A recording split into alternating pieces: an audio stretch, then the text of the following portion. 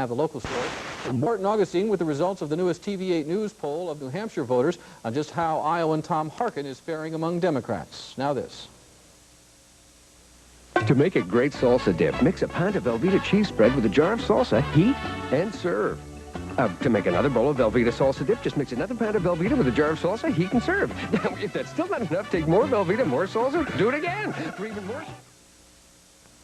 More news at 6, now to CBS.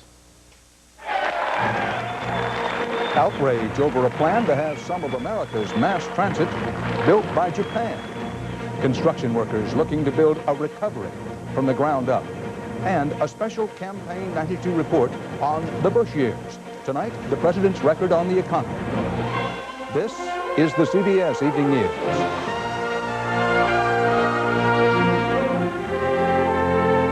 Good evening. Dan Rather reporting. Trade troubles between the United States and Japan have brought a multi-million-dollar project to a grinding halt. A contract for a Japanese company to build a high-tech rail line in Los Angeles looks like it's going down the tube. Correspondent Jerry Bowen has the story. Los Angeles politicians and labor leaders today kept fanning the political fire ignited when a Japanese firm was awarded a $120 million mass transit contract over an American company. This is not about Japan bashing or any other kind of bashing. This is not against any people. This is for America. The controversy focuses on the 23-mile-long Green Line light rail system and why Sumitomo Corporation won the contract for 41 automated train cars when the American firm Morrison Knudsen came in with the lower bid, $5 million lower. It didn't make sense. It didn't add up. It doesn't make sense to award a contract to someone who's going to charge you more, who's going to take most of the jobs overseas. Pressure to kill the controversial contract was building even as President Bush was on his proclaimed jobs, jobs, jobs trade mission in Japan. The very clear message from recession-mired California in this election year is keep the jobs at home. American jobs. A message heard by Los Angeles County transportation officials today who buckled under to the growing pressure, proposing that the deal with the Japanese be killed. Terminate the contract for convenience and authorize the executive director to take any necessary. Instead, the county will consider building its own rail car assembly factory or converting the Los Angeles area auto assembly plant that General Motors plans to close this summer. The goal is to keep several thousand jobs in Southern California. Whether the company operating the plant is foreign or American is an open question. But there's no mistaking the story Japanese reporters were gathering for their viewers back home. American protectionism is alive and growing. Let's support American industry. Let's support American technology. Let's support American workers. That's the message. And like it or not, it's a message American politicians are going to be hearing a lot of this year, too. Jerry Bowen, CBS News, Los Angeles.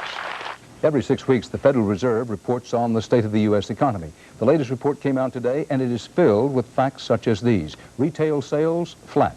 Manufacturing, down. Unemployment, up. The Fed does say that it sees some signs of life now in the construction industry after its worst year in decades.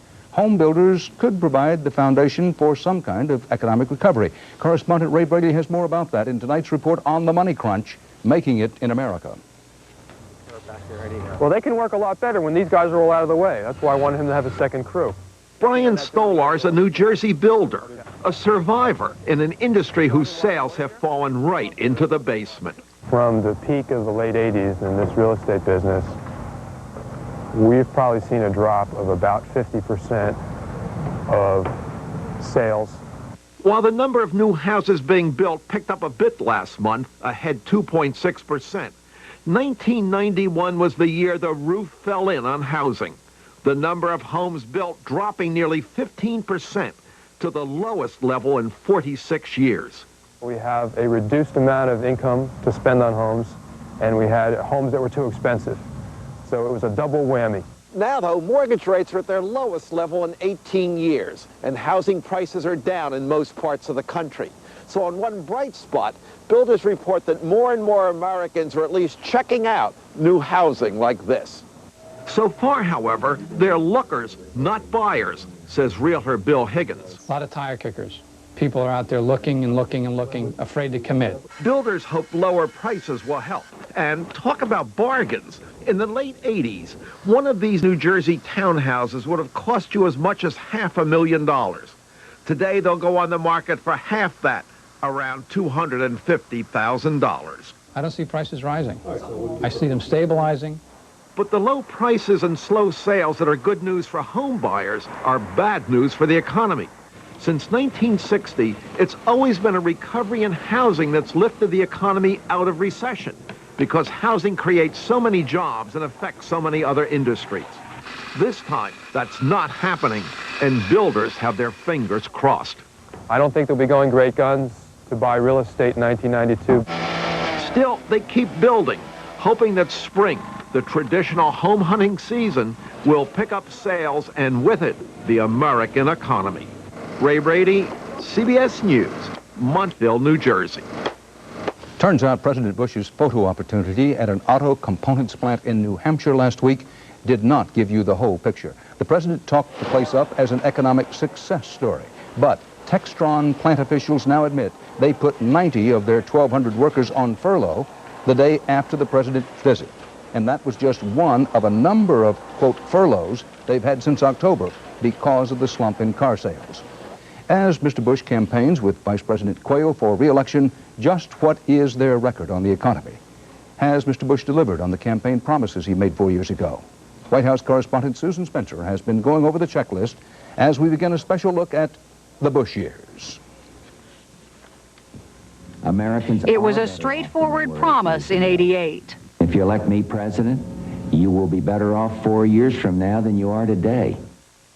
But today, many Americans are decidedly not better off. You can see it in the statistics, and you can see it in places like York, Pennsylvania, which voted for George Bush in 1988.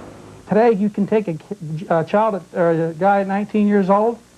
He can't get a job. He can't go on the street like I did and found a job and build a home, buy 2 cars, put 2 televisions in a home. He can't do that today. Olenchik just lost his job at Caterpillar in York. The plant employs a third the workers it once did and soon may close altogether. 8.4 million Americans are unemployed today, 1.7 million more than when the president took office. It poses the most serious threat to George Bush's re-election, a national jobless rate that has gone from just under 5.5% to just over 7% on his watch. Now we're seeing people losing houses, losing cars, kids having to leave college, in addition to the person that says, hey, I need a job. There were supposed to be more jobs. We will be able to produce 30 million jobs in the next 8 years. But under this president, business has produced only 1.7 million new jobs. Real hourly wages and benefits have actually gone down, nearly 3%. And in sharp contrast to past administrations, so has what each American has left to spend after taxes. York's Republican mayor says he just wishes Mr. Bush would come here to see what all this does to communities like his. I would take him into the neighborhoods where we have teenage or below teenage crack cocaine runners. I would take him into some of the barely marginal housing in the city, and then I'd sit him down and show him a copy of my budget and ask him how I'm going to do it. With city revenues falling, last year the city had to raise property taxes, cut funds for school playgrounds, and eliminate a fire station. This year there is the promise of a new software company coming to town with 2,000 low-paying jobs. And the mayor hopes that lower interest rates will help the housing crisis. York, he says, is a resilient town, worried but trying to stay optimistic. And like most of America, eager to hear what George Bush will promise this time around. Susan Spencer, CBS News, York, Pennsylvania. Still ahead on tonight's CBS Evening News, abortion flies to the forefront of the nation's political agenda. And a call from the country to add a new state to the union.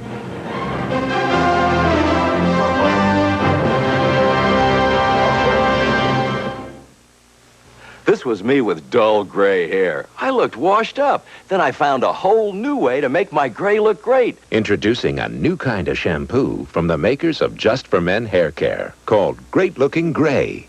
Great Looking Gray does more than clean and condition. It gets rid of the dullness, even yellow buildup, brings out the real silver.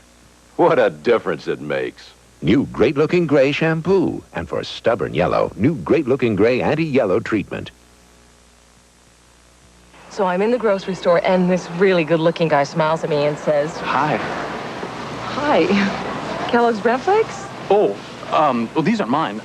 My folks are visiting. He didn't have to be embarrassed. I love Kellogg's Bran Flakes. They have this nutty, toasted wheat taste that is really great.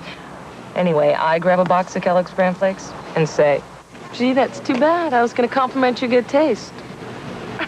The toasted taste of Kellogg's Bran Flakes. They're not what you expect. It was 19 years ago today that the U.S. Supreme Court issued its landmark ruling establishing the woman's right to have an abortion should she choose to do so. Many believe the present court, may approve a major rollback later this year. As Mark Phillips reports, emotions on both sides of the issue are running especially high on this anniversary and in this election year. For a while today, it looked like Super Bowl weekend had arrived early. Pro-choice activists tried using a flying wedge to break through the pro-life cordon set up around an abortion clinic. The flying tackle was supplied by a pro-lifer. It was that kind of day. The 19th anniversary of the Roe versus Wade Supreme Court decision, which legalized abortion, turned out to be more than the annual orchestrated confrontation.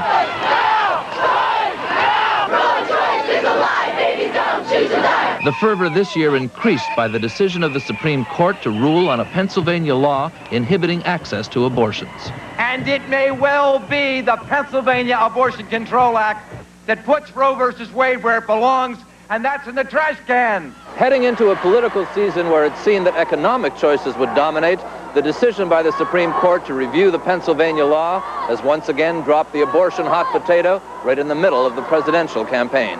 Many of us, I mean, that's the crux of it. If someone's not in favor of overturning Roe versus Wade, we wouldn't vote for him. I want us to say to Congress and to the President and to the Supreme Court, we will no longer go back, and if you don't give us our choices, then we will replace you. Go ahead, please, Mr. President. Well, hello, and once again, President Bush joined the debate today, although not in person, preferring to address the pro-life rally from several blocks away by telephone. I want to reaffirm my dedication and commitment to the simple recognition that all life is a precious gift. But the coming election, it seems, will not be the gift it once appeared to be, and the battle has already been joined. That right is at risk from a hostile Supreme Court stacked with anti-choice justices appointed by the Reagan-Bush administration. Congress must act now to uphold the majority's views. Politicians who might have wished to avoid the emotional abortion issue in the coming months may now find that's impossible. Mark Phillips, CBS News, Washington. An official request in Washington today to clear the name of a man convicted in a presidential assassination conspiracy. No, not JFK, Abraham Lincoln. Descendants of Dr. Samuel Mudd asked the Army today to set aside Mudd's criminal conviction by a military tribunal 127 years ago. It was Dr. Mudd who set the broken leg of Lincoln's assassin, John Wilkes Booth. Stay here with us now for more CBS News, including From Living Hell to Living Room. 1 year since Mom went to war.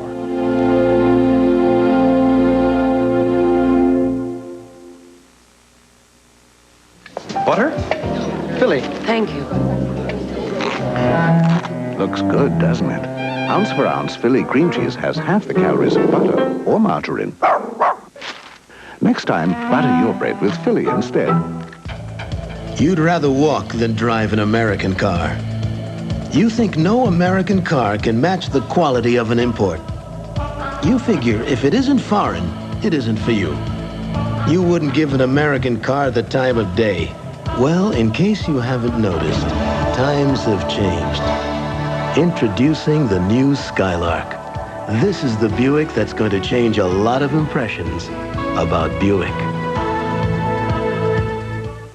Moms have to get up early to make their rounds. How's my patient? They know the way to doctor their family's coughs is with Robitussin. Spoon. Because more doctors and pharmacists recommend Robitussin than any other cough medicine. Spoon. Not you, too. Spoon. I think he's coming down with a math test. Robitussin, recommended by more doctors, pharmacists, and Dr. Mom. And for your little patient, try Robitussin pediatric cough and cold formulas. Extra Strength Maalox Plus, the strongest antacid there is, now comes in extra strength tablets. Stronger than Tums, stronger than Rolaids. New Extra Strength Maalox Plus, now in tablets. It's the strongest, and my stomach tells me it's fast. When you can no longer manage on your own, will the person you trust take care of you or take advantage of you? 48 hours tonight. The military-backed government of Algeria again is trying to crack down on a mass movement led by Muslim fundamentalists. The head of the Islamic Salvation Front was arrested today, and the military government banned all gatherings outside mosques. Last week, the Algerian government canceled elections that were expected to give a sweeping victory to the Iran-connected Islamic Front. Boris Yeltsin is getting ready to visit Camp David for a mini-summit with President Bush. The White House has not confirmed the details, but the Russian Foreign Ministry says Yeltsin will make a brief working visit to Camp David at the end of this month after meeting with other heads of state at the UN. Also making news around the world tonight. Representatives of 47 nations are meeting in Washington talking about emergency aid for the former Soviet republics. Under pressure from European leaders, President Bush said he'll ask Congress for more than $600 million in new aid, bringing the total U.S. commitment, if approved, to more than $5 billion. In Michigan, Dr. Jack Kevorkian is asking colleagues to join a nationwide network to perform doctor-assisted suicides. Kevorkian himself admits helping a number of seriously ill women kill themselves. A grand jury is investigating. In Washington, the leading maker of silicone breast implants agreed today to release documents that reportedly raise safety questions about the breast implants. The company, Dow Corning, insisted again the implants are safe. And the Shuttle Discovery astronauts are off on the first mission of the year. They'll be up there 7 days, testing living conditions without gravity, so NASA can decide on the best way to build a space station. And coming up later in our broadcast, Eye on America, tonight, a state of anxiety. Is America ready to add a star to the flag?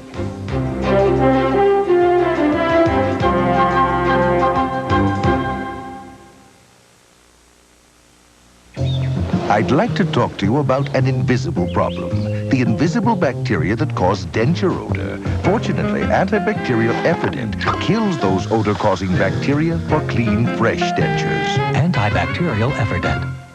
I don't care what they call this new strain of flu. I still feel awful. But I don't take aspirin or Tylenol anymore. Today my choice is Advil. Advil reduces my fever and relieves my body aches. Advil, tablets and caplets, advanced medicine for pain. What does this woman know about dieting that maybe you don't? That you don't have to drink your breakfast, because a serving of Kellogg's Special K actually has fewer calories than a glass of the leading diet shake. In fact, the entire Special K breakfast, including fruit, skim milk, and coffee, has fewer calories than the diet shake. So, if you're going to have something special when you're trying to lose weight, shouldn't it be something special with fewer calories? Kellogg's Special K. Lose the fat. Fettuccine, tortellini, linguine. I can't pass up any eeny. But I'll pass on this grated topping.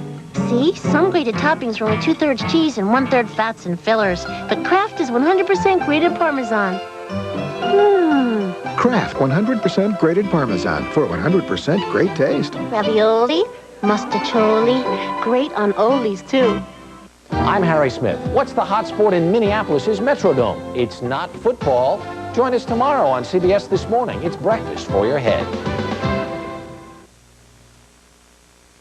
Saddam Hussein is asking the United Nations for a 5-year delay before he has to start repaying victims of the invasion of Kuwait. Saddam wants to resume selling Iraqi oil on the world market, but he doesn't want to put part of the proceeds into any compensation fund. It is widely believed the UN will not go along. Among the uncounted victims of the Gulf War were American families, torn apart with little warning as 500,000 American men and women were dispatched to the desert. 1 year ago tonight, we introduced you to a Colorado family learning to live without a mother who'd gone off to war. Tonight, correspondent Bob McNamara brings you up to date on the Hendersons. Okay, how you holding up here? Hanging in there? Colonel Diane Henderson is back on rounds. Okay, you want to kind of... Back in the routine as a head nurse at Denver's Fitzsimmons Army Hospital. Okay. It's almost like it never happened. It's hard to believe, a year ago that we were back there. But a year ago, she was in the Persian Gulf. her husband and 4 kids at home watching the war on TV. Dozens of people injured by the Scud missile attack. A Scud attack in an area right where she is, and I get very upset. I cannot let my emotions show that much because of my kids. But those were emotional times. I really miss you, babe. When Tom Henderson watched a Christmas tape of his wife, he cried, and his kids knew why. I think it was more tough on my dad than us. My dad, had something special for her. And I think that must have been really hard on him. It's something that, as a person, I would never want to go through again. A single parent for 7 months, he cooked and waited for phone calls from the Gulf. It's not only the Kuwaitis' right. Helped with homework and hoped for any word from his wife. When she came home,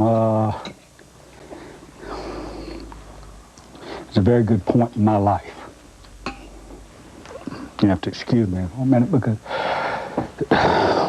The pressure on him was just tremendous. Part of it is, in our society, it's the man that goes off to war, it's not the woman. But some things haven't changed. Dad still cooks, and the kids still complain. Stew. We always had stew. Thank you, Lord. If the war has changed anything, it's this family's priorities. I think we're just closer. We appreciate each other. And we're really enjoying life now. And tonight around this table, it is almost like it never happened. Almost. Bob McNamara, CBS News, Denver.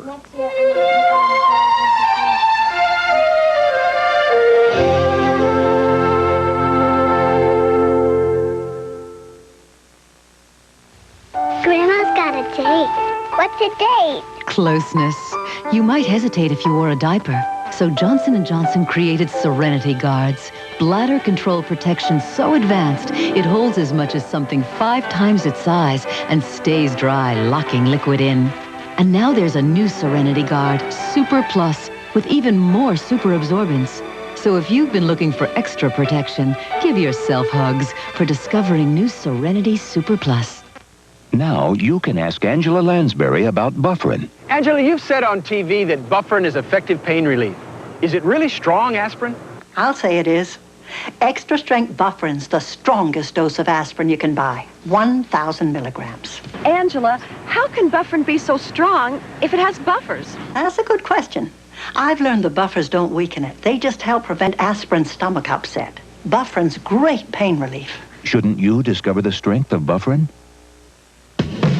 We asked California artist Ed Lister to give us his impressions of the all-new 1992 Buick Skylark, to capture the lyrical lines, the liquid flow, the dash of flair, and above all, the quality that makes this the Buick of its class. Did he capture Skylark? Decide for yourself. But one thing's for certain. Skylark is the Buick that will change a lot of impressions about Buick. Everybody needs some $12 for every mile over the limit. That's $300. You can add fast, too. Next. To send someone money fast, call 1-800-CALL-CASH or come to any Western Union location. Western Union, the fastest way to send money.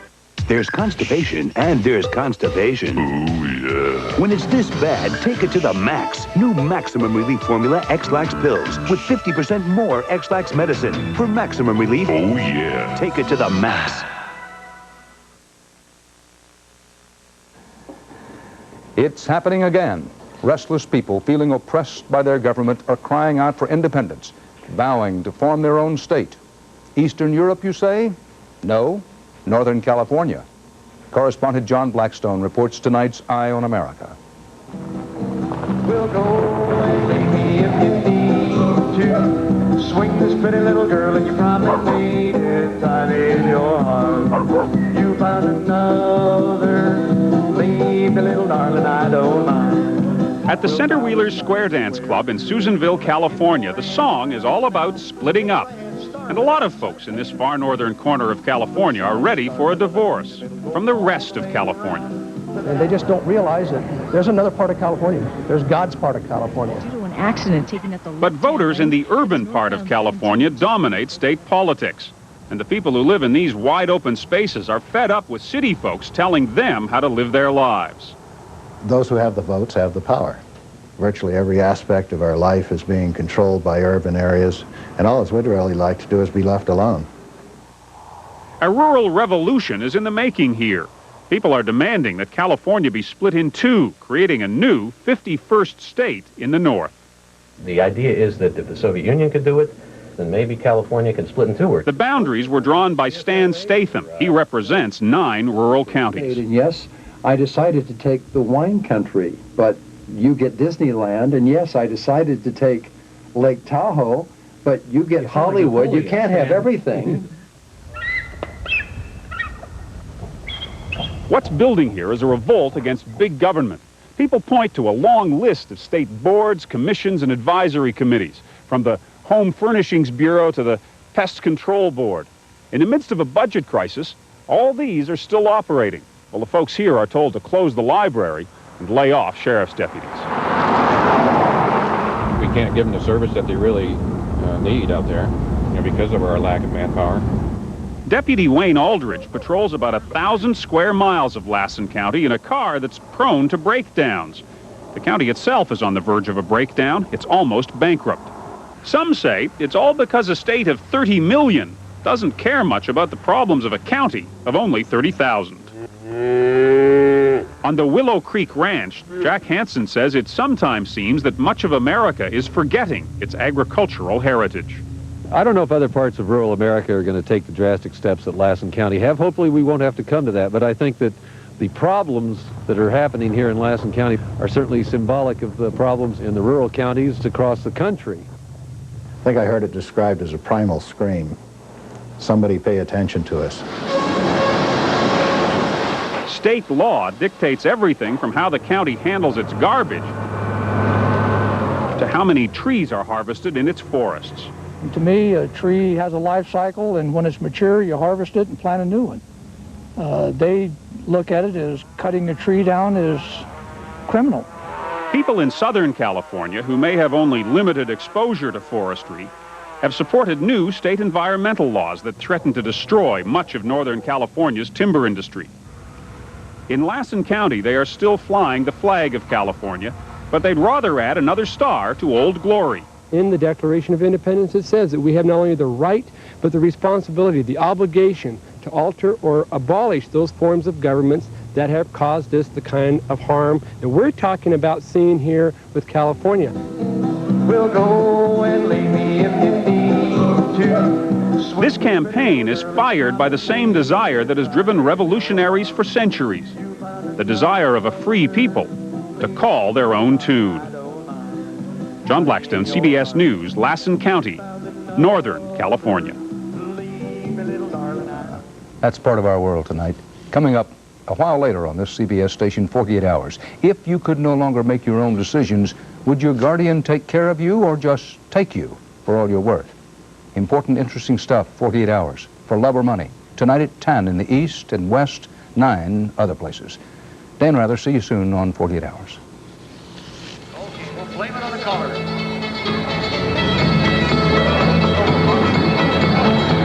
Hey, bow to the Barker, corner 2, circle to the left, go round, you do.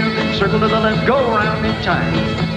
Do an element, left like an element, there, go forward 2, and to make your star, they've been swinging it with the right hand in. Now shoot that star, go forward 2. There's something this government agency doesn't want its workers to tell you. They even discipline those who tried. There's no reward for doing a good job, for doing an honest job. So what is it that this agency doesn't want their workers to tell you? We'll tell you tomorrow on the CBS Evening News with Dan Rather. People of CBS News. Dan Rather. Connie Chung. Mike Wallace. Paula Zahn. Ed Bradley. Leslie Stahl. Harry Smith. Morley Safer. Bob Schieffer. And Charles Kuralt. Experience. CBS News. This is CBS. Coming up next on the TV8 News Live at 6, Iowa Senate Democrats are trying to fill a leadership vacuum. And the Iowa Senate Ethics Committee agrees to drop an investigation against former President Joe Welch. I'm Steve Oswald. I'll have a live report. Also tonight, good news for the front-runner in New Hampshire from tonight's TV8 News poll. And should condoms be handed out in high school? Michelle Parker with local reaction.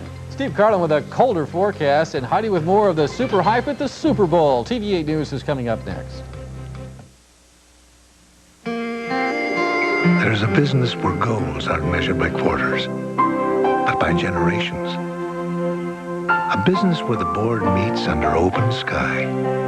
For this business, DuPont created Accent, a low-use rate herbicide that protects corn from shattercane and foxtail, and protects the land as well. Because in this business, the accent is on tomorrow.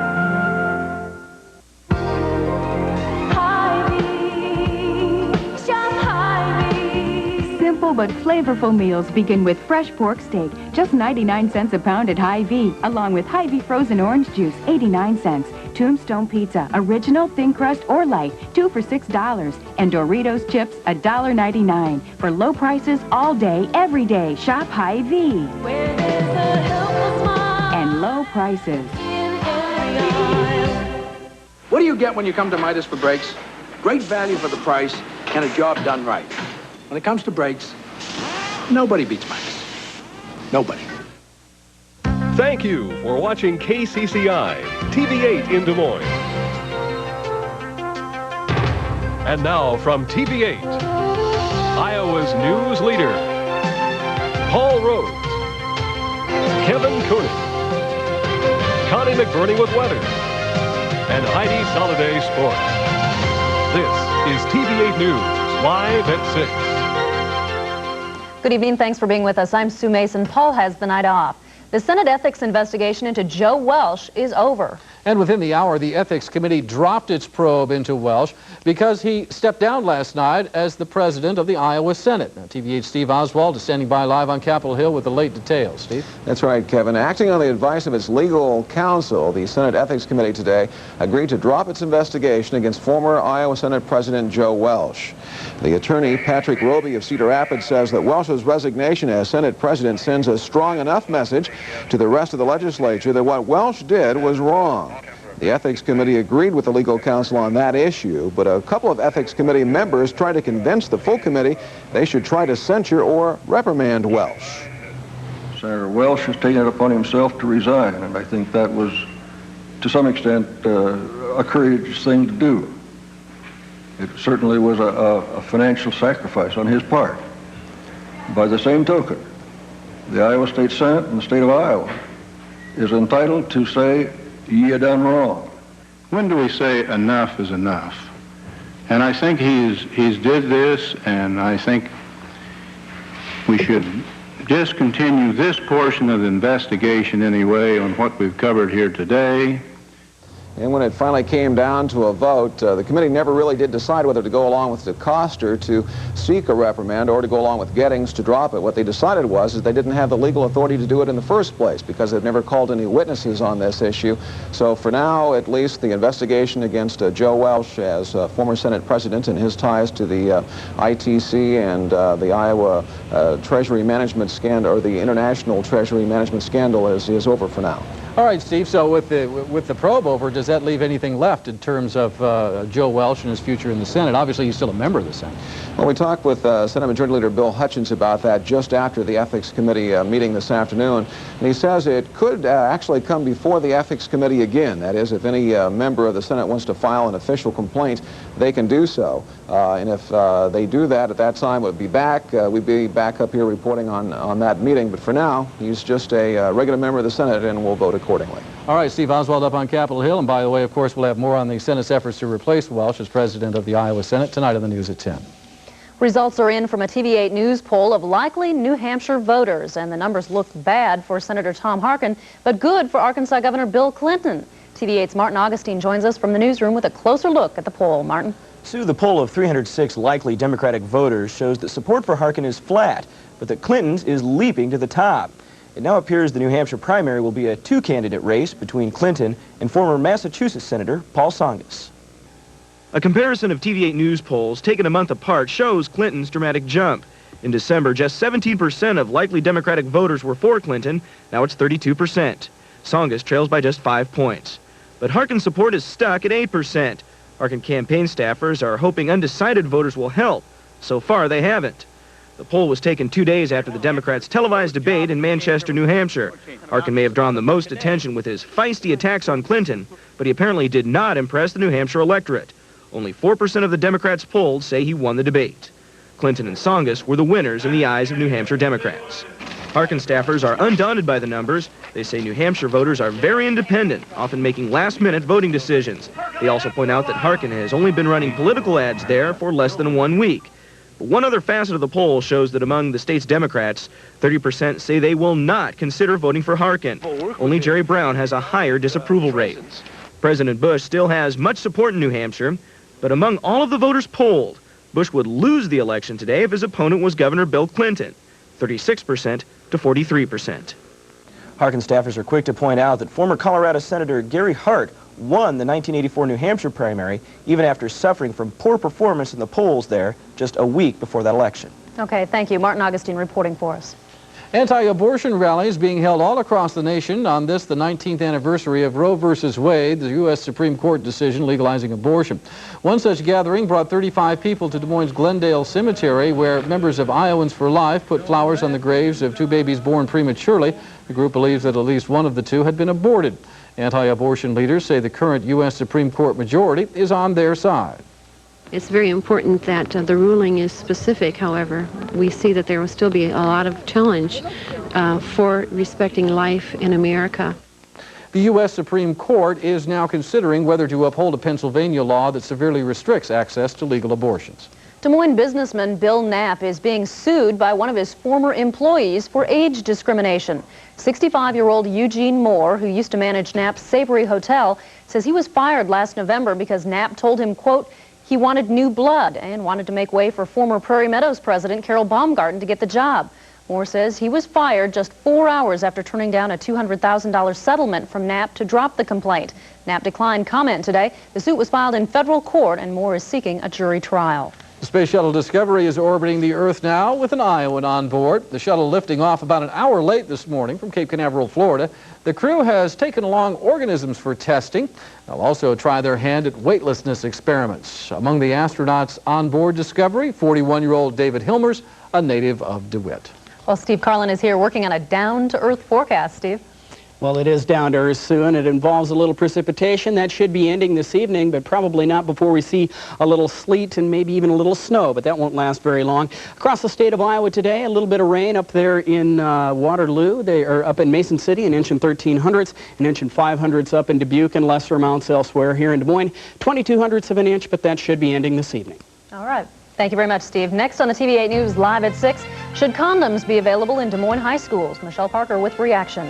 And is a fiery disaster in Iowa's future? We'll have a report on concerns about a huge Iowa tire dump when we come back. Everyone wants to know they got the right car at the right price. Before you buy your next car or truck, ask yourself these 3 questions. Do I like it? Does it fit my needs? Can I afford the payments? This month at Jerry Covington's, the Cavalier. You like it? Does it fit your needs? It's affordable, just $89.95 or $199 per month. And remember, unless this emblem is on your car, you probably paid too much. Hurry into Jerry Covington Chevrolet Geo in Indianola. Want to